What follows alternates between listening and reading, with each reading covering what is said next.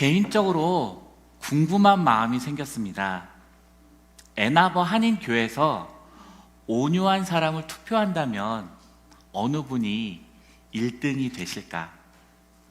여러분들은 애나버 한인교회에서 온유한 사람을 투표한다면 누구를 투표하시겠습니까? 민수기 12장 3절에서 다음과 같이 말씀하고 계시는데 저희들 한 목소리로 같이 읽으시겠습니다. 이 사람 모세는 온유함이 지면의 모든 사람보다 더하더라. 아멘. 모세는 400년 동안 애굽의 노예 생활을 하던 이스라엘 백성을 구출한 지도자였음을 저희들은 잘 알고 있습니다. 또한 모세는 40년 동안 이스라엘의 지도자로서 이스라엘 백성들을 인도했습니다. 그가 위대한 지도자요, 믿음의 사람이요, 충성된 하나님의 사람임을 우리들은 잘 알고 있습니다. 그런 믿음의 지도자에게도 마음의 소원이 있었습니다. 그는 비스가산 언덕에 올라가서 요단강 건너편으로 저 멀리 보이는 가나안 땅을 그리워했습니다. 저 요단강 건너편 가나안 땅에 들어가고 싶은 마음이 그의 마음속에 있지만 아직 하나님의 허락이 있지 않았고 그는 들어가지 못하는 상황이었습니다.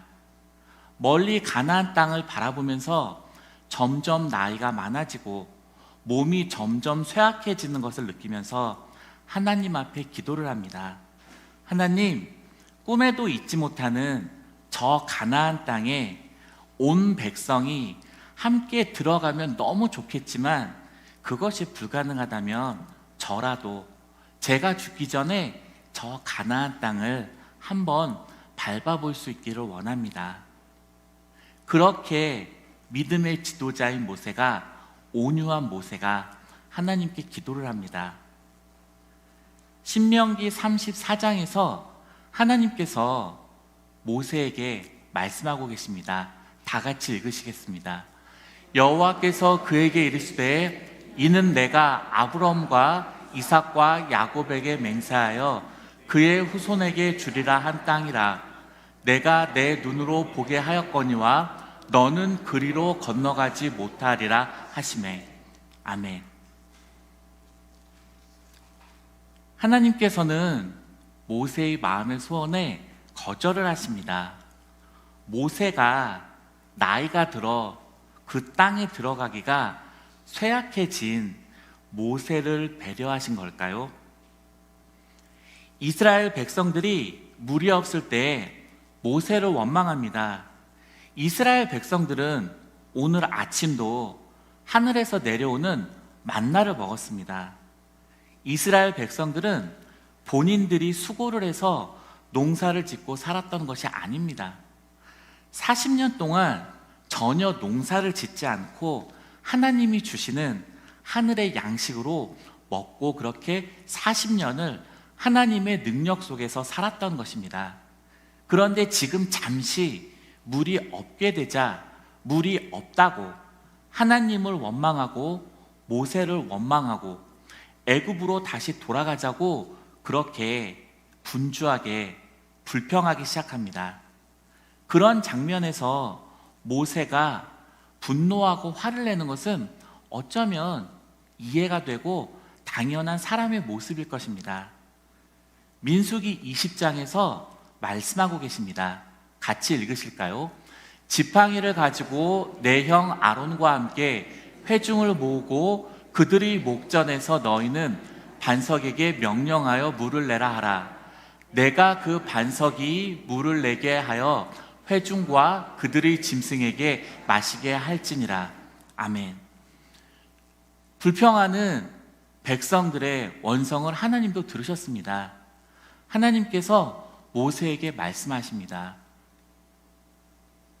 너는 말로 반석을 명하여 물을 내. 그렇게 하고 그 사람들과 그 짐승들이 물을 마시게 해. 그런데 민수기 20장 10절과 12절은 다른 모습을 저희들에게 보여주는데 저희 한번 같이 읽으시겠습니다. 모세와 아론이 회중을 그 반석 앞에 모으고 모세가 그들에게 이르되 반역한 너희여 들으라. 우리가 너희를 위하여 이 반석에서 물을 내랴 하고 모세가 그의 손을 들어 그의 지팡이로 반석을 2번 치니 물이 많이 솟아나므로 회중과 그들의 짐승이 마시니라. 아멘. 하나님이 앞에서 말씀하신 것과 모세의 행동과 결과를 보면 별반 다른 게 없습니다. 물이 많이 나왔고 원망하던 백성들도 짐승들도 물을 충분히 마셨습니다. 물이 목마른 그들이 물을 마시면 잘 해결된 것이 아닐까? 우리는 그렇게 생각할 수 있습니다. 그런데 모세가 말합니다. 반역한 너희여, 패역한 너희여, 우리가 너희를 위하여 물을 내랴. 그리고 반석을 2번 쳤습니다. 하나님께서는 모세에게 말로 물을 내라고 말씀하셨지만 모세는 그의 분을 이기지 못하고 지팡이로 반석을 2번을 쳐 물을 냈던 것입니다. 그것이 문제가 되어 그가 원하던 가나안으로 못 들어갈 것이라고 모세는 생각지 못했을 것입니다. 모세는 가나안 땅에 못 들어가게 되었습니다. 그래서 그는 비스가산 언덕에서 요단강 건너편으로 멀리 보이는 가나안 땅을 바라보다가 그는 느보산에서 죽습니다. 모세가 가나안 땅에 들어가지 못한 이유가 무엇일까요? 가장 온유하다고 말씀하신 그 믿음의 지도자요, 온유한 지도자인 모세가 가나안 땅에 들어가지 못했던 것은 불신앙 때문이었습니다. 그 불신앙은 절망에서 시작했던 것을 저희들은 기억해야 될 것입니다. 40년 동안 매일 만나를 주셨지만 끊임없이 불평하는 이스라엘 백성들을 보면서 절망하며 분노했던 그것으로 믿음의 조상 모세는 가나안 땅을 들어가지 못했던 것입니다. 절망하고 저주하고 낙심하는 것은 우리에게 큰 죄가 되는 것임을 우리는 기억해야 될 것입니다. 절망의 반대말이 무엇이라고 생각하십니까? 절망의 반대말은 희망이 아니야? 그렇게 생각하시는 분이 계실 것입니다. 하지만 절망의 반대말은 희망이 아니라 믿음인 것입니다. 절망의 반대말은 희망이 아닌 믿음인 것임을 깊이 생각해야 될 것입니다. 상한 감정의 치유의 저자로 우리에게도 잘 알려진 심리학자이자 상담가인 데이비드 시먼즈 목사님은 다음과 같은 말을 하십니다. 사탄이 우리에게 주는 가장 치명적인 무기는 심리적 무기이다. 그것은 곧 절망이다. 왜냐하면 절망하게 되면 자기 자신이 가진 소중한 자신의 재능을 발굴할 수 없게 됩니다. 절망하게 되면 미래에 대한 비전도 없어지게 되기 때문입니다. 또한 절망하게 되면 부수적으로 자동적으로 따라오는 것이 있는데 그것은 남을 원망하게 되는 것입니다. 또한 세상을 원망하게 됩니다. 그리고 가장 중요한 것은 내가 절망하는 순간 하나님을 나도 모르는 사이에 부인하게 된다는 것입니다. 하나님을 볼 수 없게 되는 것입니다. 내가 절망하는 순간 하나님을 느낄 수 없게 되는 것입니다. 내가 절망하는 순간 나도 모르는 사이에 하나님에 대한 신앙을 완전히 잃어버리게 된다는 것입니다. 이것이 절망이 우리에게 주는 결과인 것입니다. 오늘 경자들이 많이 몰려와 있는 말씀의 배경이 되는 베데스다의 연못을 한번 생각해 보시기 바랍니다. 그곳에서 어떤 냄새가 났을까요? 그곳에서는 유쾌하지 않은 냄새가 났을 것입니다. 사람들이 별로 가고 싶지 않은, 말로는 어떻게 설명할 수 없지만 가고 싶지 않은 그러한 냄새가 났을 것입니다. 그런데 오늘 본문에서 예수님께서 유대인의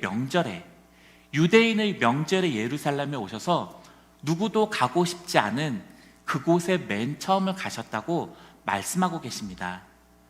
명절이란 많은 사람들이 모여서 축하하고 즐기고 그런 것이 명절인 것입니다.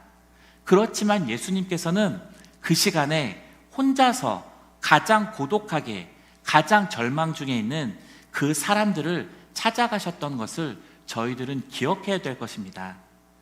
예수님이 예루살렘에 가셔서 맨 먼저 성전에 가셔서 하나님께 기도하시고 경건하게 예배를 드린 것이 아니었습니다. 가장 먼저 고통받는 사람들이 있는 그들의 삶의 자리에 먼저 가셨던 것입니다. 거절당한 사람들, 잊혀진 사람들, 예수님께서는 그들이 있는 그들의 삶의 자리로 가셨던 것입니다. 여기에 예수 그리스도의 은혜가 있다고 저는 생각합니다. 굉장히 많은 사람들이 그곳에 있었습니다. 그곳에 있었던 까닭은 단 한 가지였습니다. 물의 움직임을 기다리고 있었습니다. 사람들 사이에 속설이 전해지고 있었습니다. 눈에 보이지는 않지만 천사가 내려와 물이 움직일 때 그때 가장 먼저 들어가는 사람이 어떤 병에 걸려 있더라도 그 병이 낫게 될 거라는 그러한 미신과 전설이 사람들의 마음속에 있었고, 그것을 믿고 있는 사람들이 그곳에 모여 있었습니다. 물에 빠지면 지푸라기라도 잡는다는 속담이 있습니다. 그렇지만 지푸라기를 잡는 것이 도움이 될까요? 지푸라기 같은 그 한 번의 기회를 얻고자 수많은 사람들이 어제도, 오늘도, 내일도 베데스다 연못가에서 기다리고 있었던 것입니다. 정호승 시인의 시 한 편을 함께 나누고 싶습니다. 지푸라기입니다. 나는 길거리에 버려져 있는 게 아니다. 먼지를 일으켜 바람 따라 떠도는 게 아니다. 지푸라기라도 잡고 싶은 당신을 오직 기다릴 뿐이다. 내일도 슬퍼하고 오늘도 슬퍼하는 인생은 언제 어디서나 다시 시작할 수 없다고. 오늘이 인생 마지막이라고 길바닥에 주저앉아 오는 당신이 지푸라기라도 잡고 다시 일어서길 기다릴 뿐이다. 물과 바람과 맑은 햇살과 새소리가 섞인 진흙이 되어 허물어진 당신의 집을 다시 짓는 단단한 흙독별이 되길 바랄 뿐이다. 예수님은 지푸라기라도 잡고 싶은 사람들 곁으로 가셔서 그들이 흙벽돌을 만들어서 스스로 일어서기를 소망하고 계셨습니다. 그리고 거기에서 한 사람을 만나 주십니다. 38년 동안이나 병들어서 그 자리에 누워있던 사람이었습니다. 38년, 긴 세월입니다. 아름다웠던 젊음의 날은 이미 벌써 다 지나갔습니다. 그의 마음에는 짙은 어둠만이 드리워져 있고 숙명의 어둠이 그를 사로잡고 있고 원망하는 마음만이 가득 차 있습니다. 절망을 외면하며 살다 보니 마음 가득 냉소하는 마음이 있었을 것입니다. 누군가에 대한 원망만 가득 차 있습니다. 그의 마음에 새겨진 상처가 깊고 깊습니다. 그 상처가 낫기를 원하지만 아물지 않습니다. 마음이 계속해서 아파옵니다. 예수님은 그 사람이 누워있는 모습을 보시고 병이 이미 오래되었음을 아시고 묻습니다. 너가 낫고자 하느냐? 여러분은 예수님의 이 질문이 자연스러운 질문이라고 생각하십니까? 저는 조금은 이상하다라고 생각합니다. 병자가 그 병이 낫기를 원치 않는 사람이 어디 있겠습니까? 얼마나 어느 정도의 병으로 고생을 했던 건강하고 싶은 것이 정상인 사람의 마음일 것입니다. 그런데 예수님께서는 내가 낳고자 하느냐라고 이렇게 질문을 하십니다. 내가 낳고자 이 질문보다는 너가 38년을 병으로 고생을 했지만 아직도 너가 낫기를 바라고 있어? 아직도 건강해지고 싶다는 소망을 잃지 않고 있어? 이렇게 묻는 게 조금 더 자연스럽지 않을까? 왜 예수님께서는 너가 낳고자 하냐고 그렇게 질문하셨을까? 계속해서 생각해 보게 되었습니다. 예수님께서는 병자에게 소망을 묻고 계시는 것이었습니다. 예수님께서는 병자에게 믿음을 묻고 계시는 것이었습니다. 너가 아직도 소망을 버리지 않고 있느냐? 너가 아직도 믿음을 잃지 않고 있느냐? 그렇게 묻고 계셨던 것입니다. 나를 넣어주는 사람이 없어요. 한 문장이지만 이 문장에는 생에 대한 원망이 가득 차 있습니다. 그런데 그런 그에게 봄이 찾아온 것입니다. 자기의 병이 오래된 것을 보시고 그가 얼마나 절망에 빠져 있는지를 아시는 분이 그의 곁에 오신 것입니다. 살다 보면 우리도 누군가에게 주목받지 못하고 나만 완전히 외로움 속에 있는 것 같을 때가 있습니다. 어떤 때에는 내가 구석에 처박힌 것 같은 그러한 느낌일 때도 있습니다. 그때 누군가가 슬그머니 다가와서 내 곁에 있어준다면 힘이 나는데 나를 보시고 나를 아시고 그저 나에게 말을 건네오는 분이 계십니다. 예수 그리스도이십니다. 이 세상 모든 사람들이 나를 따뜻한 시선으로 보지 않을 때에도 나의 드러나는 겉모습만을 보시는 것이 아니라 내 마음속에 있는 상처를 눈여겨보시면서 퉁명스러운 내 마음속에 있는 그 진득한 아픔을 아시기에 못났다 말씀하지 아니하시고 그를 있는 그대로 품어주시는 분이 다가오시는 것입니다. 그리고 말을 건네십니다. 그런데 이 병자의 대답은 오늘 우리의 예상을 벗어납니다. 너가 낫고자 하느냐는 예수님의 질문에 이 병에서 낫기를 원합니다. 고쳐주세요. 38년 동안 이 병으로 고생하고 있지만 제가 고침을 받을 수 있을까요? 저는 이 병에서 고침을 받고 싶습니다. 이렇게 대답이 나왔어야 하는데 대답은 다음과 같습니다. 저희 같이 읽으실까요? 주여, 물이 움직일 때 나를 못에 넣어주는 사람이 없어 내가 가는 동안에 다른 사람이 먼저 내려가나이다.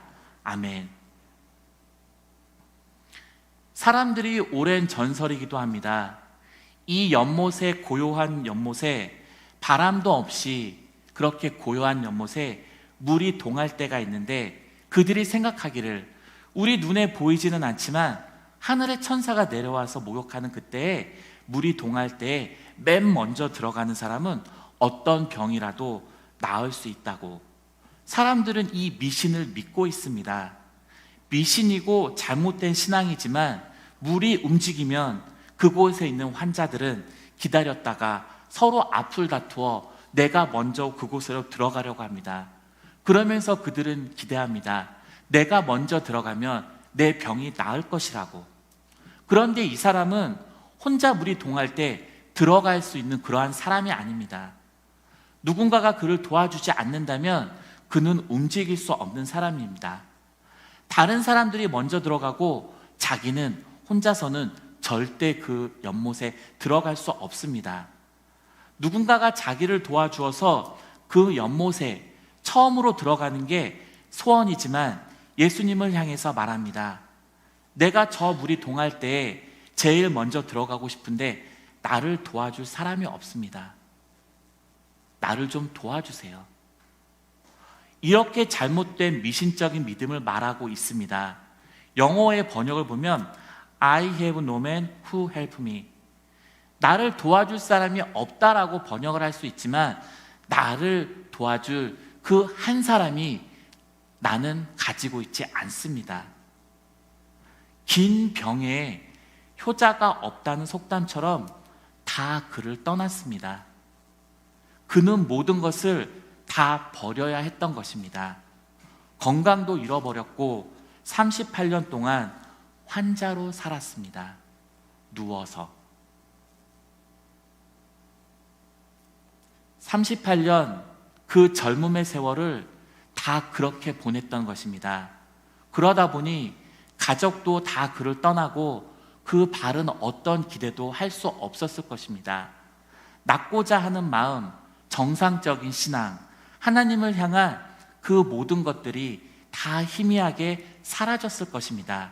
그저 한 가닥, 저 물이 동할 때에 내가 먼저 들어가 봤으면 하는 막연한 미신적인 이루어질 수 없는 그 소원을 가지고 있었던 것입니다. 그의 몸도, 그의 마음도, 그의 정신도 모든 것이 병들어 있었던 것입니다. 몸만 병든 것이 아니라 마음만 병들은 것이 아니라 생각도, 그리고 그의 신앙도 병들었던 것입니다. 그런데 예수님께서 그 사람을 만나 주십니다. 그리고 예수님께서 그에게 아주 본질적인, 원색적인 질문을 하십니다. 너가 낫고자 하느냐?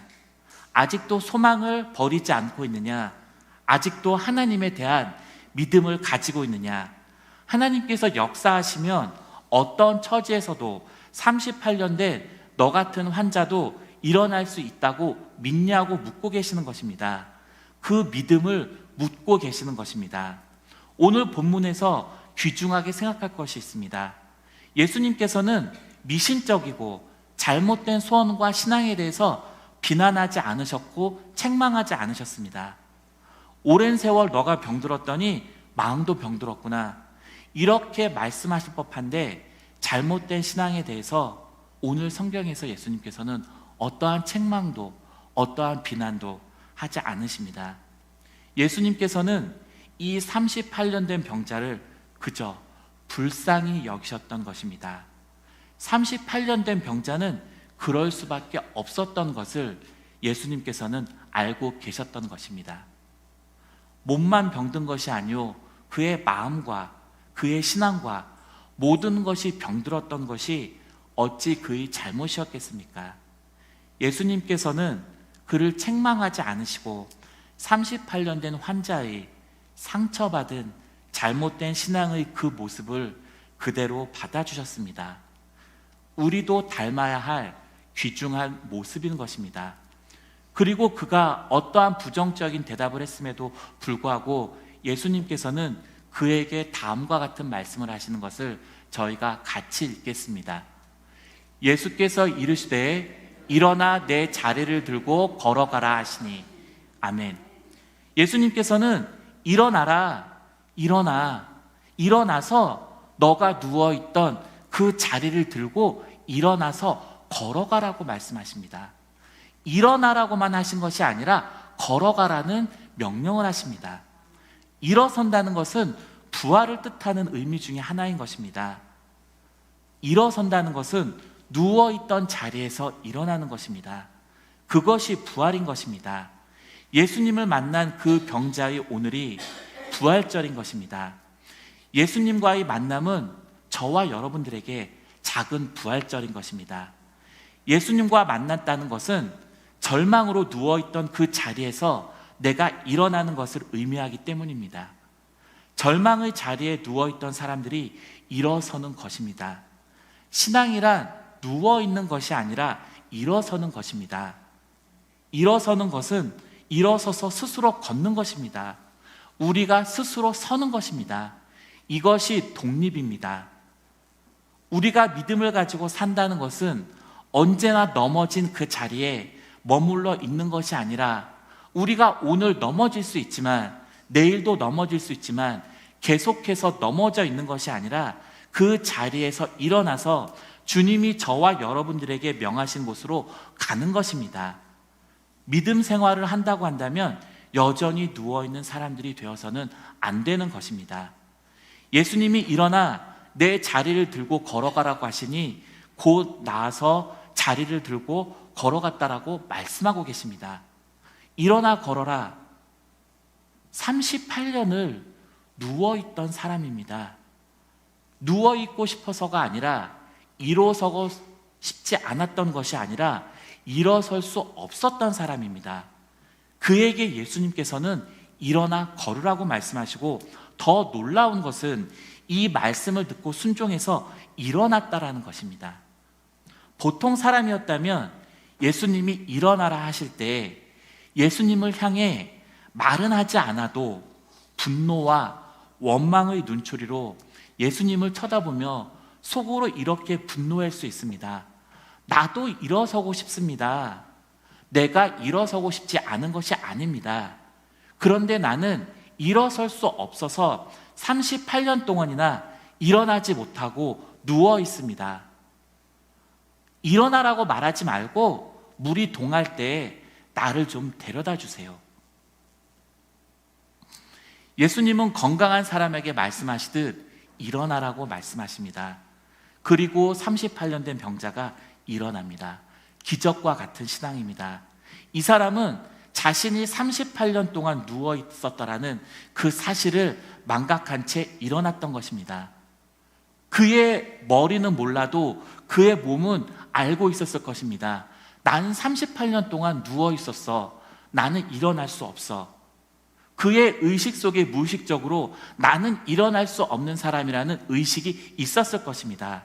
물이 동할 때 처음으로 그 물에 들어가야 나는 일어날 수 있어. 그 미신적 잘못된 신앙이 그의 머릿속에 있었던 것입니다. 그는 몸과 마음 모든 것이 다 병들어 있는 사람이었지만 예수님이 얼굴을 쳐다보며 예수님의 음성에 순종합니다. 일단 순종합니다. 그동안 자기가 가지고 있던 생각, 자기가 가지고 있던 모든 것을 다 버리고 일어나 걸으라는 예수님의 말씀에 순종해서 일어나 자리를 들고 나가는 모습입니다. 오늘의 믿음이 이러한 것이고 이 믿음은 위대한 것입니다. 이 38년 된 환자가 자신의 과거, 누워서 지냈던 38년의 자신의 생활을 생각하고 가지고 있었다면 그는 절대로 결단코 일어날 수 없었을 것입니다. 그는 비참했던 그의 지난 모든 날을 잃어버리고 오늘 현재적으로 주시는 주님의 말씀에 즉각적으로 망설이지 않고 즉각적으로 응답하고 있는 것입니다. 이것이 믿음인 것입니다. 지난날에 어떻게 살았던 간에 다 잃어버리고 오늘 주시는 오늘의 말씀에 응답해야 하는 것입니다. 예수님께서 갈릴리에 나가서 베드로를 만나 주십니다. 밤새도록 물고기를 잡아보려고 그물을 쳤으나 물고기를 한 마리도 잡지 못했습니다. 밤이 새도록 수고하고 물고기를 잡지 못하고 허탈한 마음으로 그물을 씻고 지금 그물을 말리고 있는 중에 예수님께서 베드로에게 말씀하십니다. 저희 같이 읽어보실까요?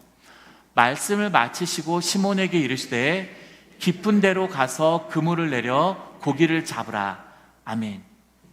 예수님께서 베드로에게 베드로야 깊은 데로 가서 그물을 내려 물고기를 잡으라고 말씀하고 계십니다. 밤이 새도록 수고했는데 안 해본 것이 아니라 지치도록 해보았는데 못 잡은 것입니다. 안 잡고 싶었던 것이 아니라 못 잡은 것입니다. 그런데 예수님께서 베드로에게 말씀하십니다. 더 재미있고 놀라운 것은 예수님은 목수이고 베드로는 어부입니다.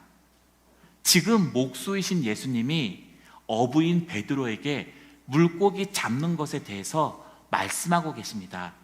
깊은 데에 가서 그물을 던지라고. 베드로가 다음과 같이 말씀합니다. 저희 같이 읽으실까요? 시몬이 대답하여 이르되 선생님, 우리들이 밤이 새도록 수고하였을 때 잡은 것이 없지만은 말씀에 의지하여 내가 그물을 내리이다 하고.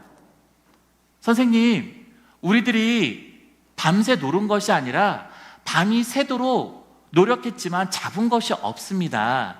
그렇지만 말씀에 의지하여 내 경험과 내 지식과 내가 가지고 있는 것이 아니라 말씀에 의지하여 내가 그물을 내리겠습니다. 그러한 고백을 합니다. 그리고 어떠한 결과가 나왔는지 저희들은 너무나 잘 알고 있습니다. 그물을 들어 올릴 수 없을 만큼 가득 잡았던 것입니다. 그런데 베드로가 이상한 고백을 하고 있습니다. 저희 같이 한번 읽으실까요? 시몬 베드로가 이를 보고 예수의 무릎 아래에 엎드려 이르되 주여 나를 떠나소서 나는 죄인이로소이다 하니 아멘. 베드로가 예수님께서 그물을 던지라 하셨고 예수님의 말씀에 의지하여 그물을 던졌는데 그리고 물고기를 많이 잡았는데 그리고 나서 베드로가 예수님께 앞에 무릎을 엎드리고 주님 나를 떠나소서 나는 죄인입니다. 좀 이상하지 않습니까? 물론 저와 여러분들은 모두 다 죄인입니다. 그렇지만 베드로가 고백한 나는 죄인입니다라는 이 죄인의 의미는 단순한 그러한 의미의 죄인은 아니었던 것입니다. 예수님이 말씀하실 때 깊은 데에 가서 그물을 던지라고 말씀하실 때 어쩌면 그는 입 밖으로 내지는 않았지만 믿지 않고 의심을 했을 수도 있습니다. 어쩌면 베드로는 예수님께 행동을 보이지는 않았지만 빈 그물을 보이며 예수님께 묻고 싶었을 수도 있습니다. 내가 그것도 던져보았지만 이렇다니까요. 베드로는 자신의 의심하고 믿지 않았던 그 불신앙의 죄를 고백하는 것이라고 저는 생각합니다. 의심하는 불신앙의 죄, 주님의 말씀을 따를 수 없게 하는 그 의심의 죄를 베드로는 지금 자복하고 있는 것입니다. 밤새껏 수고했는데 잡은 것이 없습니다만 그물을 내립니다. 그 순간이 매우 중요합니다. 자기의 모든 경험, 자기의 모든 지식을 포기하는 것입니다.